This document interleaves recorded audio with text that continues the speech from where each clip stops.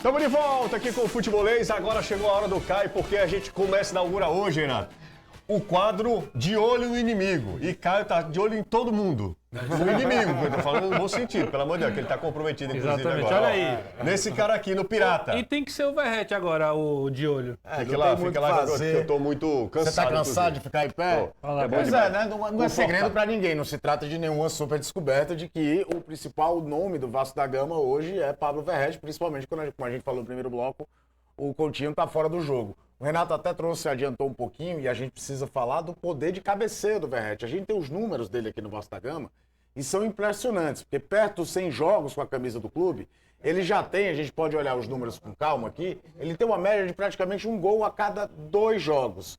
No futebol brasileiro de hoje é uma média altíssima. A gente não tem mais aquele super artilheiro de 25 gols do Campeonato Brasileiro. Então, num time que não é um time dominante desde que ele chegou, o Verrete talvez seja responsável de Vascos abaixo do que se espera no Vasco da Gama, não se livrarem de rebaixamento, de fazer campanhas razoáveis, ou seja, não jogou em nenhum super time do Vasco. Ele tem uma média de quase um gol a cada 2 jogos, são 46 gols com a camisa do Vasco e impressionantes 17 gols de cabeça. São 36,9% dos seus gols pelo Vasco marcado dessa forma. E isso a gente nem destrincha tanto, que esse poder de cabeceio do Verrete fica muito preso em relação aos gols que ele marca, mas o poderio dele dentro da área, de como ele incomoda a zaga adversária, de como ele escora para um companheiro fazer. Esse gol contra o Sport, que foi na última rodada, para mim exemplifica. Não tem marcador com força para segurar. Ele se coloca muito bem e ele domina demais o fundamento.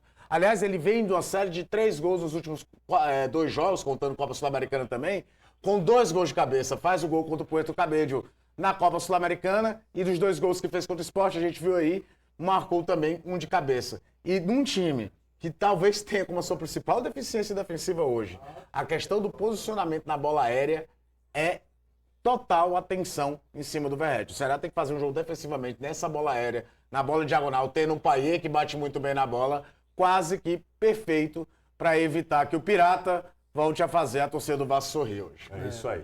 Terror. Chega mais. Pode ser um terror. O pessoal compara o Verrete ao Jardel, né? Não, então eu estou chamando de Verrete Gustavo Gadelha, que é o nosso companheiro. De um Messi de cabeça. Aí é demais. Não, mas aí falou E isso. isso diz muito Aí é mais demais. sobre o Gustavo do que sobre o Verrete. Né? Falou sobre aí é isso. dureza. Pode sentar no seu lugar, vai, meu filho. Vá Chega pegar lá, seu chega lá. banquinho lá, vá. Ora, Fica à vontade. você é o aí, ó. Raul Gil agora? Raul Gil. Coitado do Raul Gil papocou, não foi? Não tá mais aqui com a gente, né? Mas Ó, a lembrança sempre fica. vou falar em gol e tal, de Verrete e tal, preocupação do lado do Ceará. O Ceará tem que se preocupar porque o que o Ceará toma de gol na reta final dos tempos, seja primeiro ou segundo tempo, é uma grandeza, né, Renato? Não tenho dúvida. E nesse Campeonato Brasileiro, dos 4 gols que o Ceará tomou, 3 foram exatamente na reta final, ou do primeiro ou do segundo tempo. Né? E isso, a gente fica tentando estudar os jogos, né? Tentando encontrar os pontos positivos, os pontos negativos. Pelo lado do Ceará, tem esse ponto negativo. Parece que o time, eu não diria que é falta de concentração, porque seria muito subjetivo. Mas tentando ser objetivo, tentando encontrar um padrão, como a gente gosta de dizer, o time perde intensidade na marcação. É a hora que o cansaço bate, que o time não consegue encontrar ali uma melhor formação para neutralizar as jogadas ofensivas. Então, é preocupante. E o Ceará vai precisar estar ligado hoje contra o Vasco. E tem um detalhe, né? No jogo contra o Bragantino era notório desde o início uma lacuna no lado esquerdo da defesa do Ceará, os gols saem basicamente por ali.